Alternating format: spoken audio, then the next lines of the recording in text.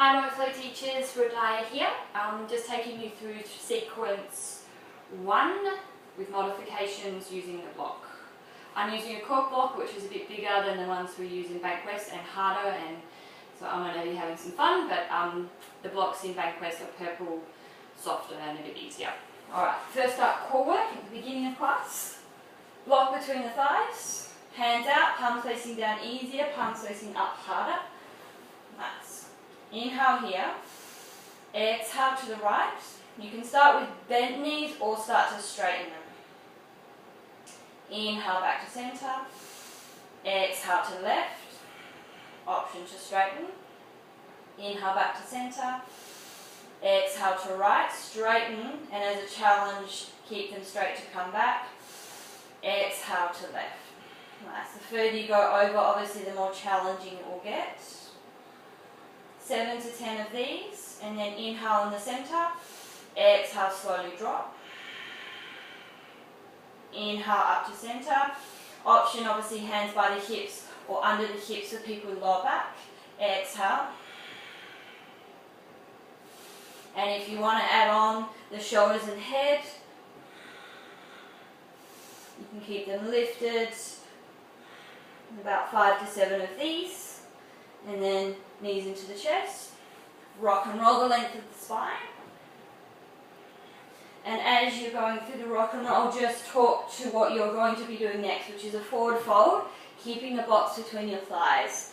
So ask them to gather momentum and then place the feet down, lift the hips. Forward fold. Inhale, halfway lift. Press the palms, pop back into plank once, or if they need to do the kind of pop, pop, pop back, come down into your cobra. Exhale, downward dog. Move the block. So that's that part. Next part is when you do crow pose. So when you come into your crow, 2 options here. Set up the block as though you would be coming into a tripod and your block is there. So you're not actually taking them into a tripod because it wouldn't be safe with the block, but this is just prepping and getting over that fear of dropping the head to the floor and bringing the floor up, obviously with the block.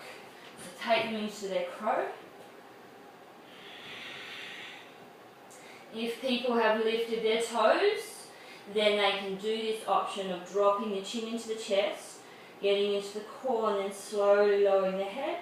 Just bring the weight slightly forward, lifting the heels, and then slowly start to come back into their crow, and then step back into your plank.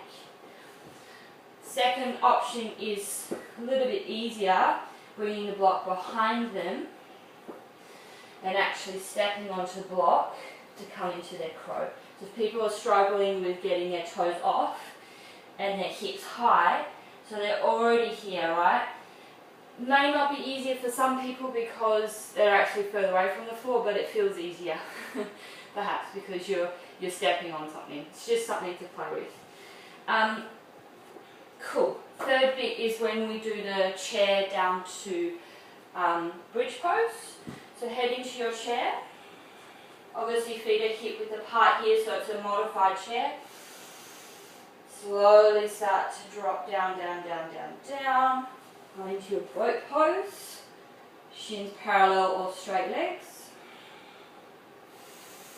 Engage the feet through all these poses. Yeah, it's going to help them to activate their legs and inner thighs. Nice. Low boat. Block is not on the floor. And then bridge. Set up, heels close. Knees or block between the thighs still. Come into your bridge. And then if you talk to wheel, keeping the block between the thighs, head on into wheel. And this, you can't splay your knees and encourage the big toes towards each other. Nice. Keeping the block between your knees as you come down, which is a challenge for a lot of people. So talk to that as well. And then we're done.